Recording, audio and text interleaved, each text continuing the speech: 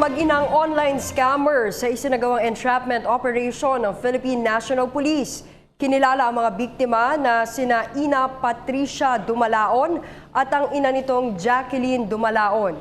Inaresto sila ng PNP Anti-Cybercrime Group matapos magsumbong ang isang menor de edad na babae.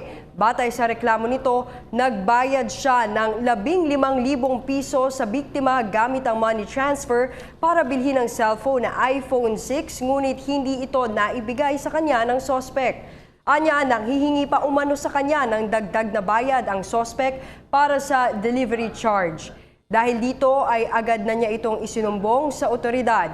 Kakasuhan ng mag-ina ng estafa, payo naman ni Police Superintendent J. Guillermo, tagapagsalita ng PNP ACCG, mag-ingat sa mga nagbebenta ng iba't ibang produkto sa internet.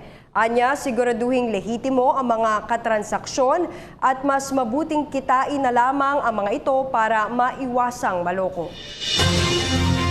Kung ikaw ay bibili o kaya magbebenta, dapat talagang yung bibili, makakikita mo ng personal yung tao at doon mo bibigay yung bayad or something, tatanggapin mo yung gadget, talagang magpapalitan kayo ng pera at saka ng gadget para sigurado ka na makakarating.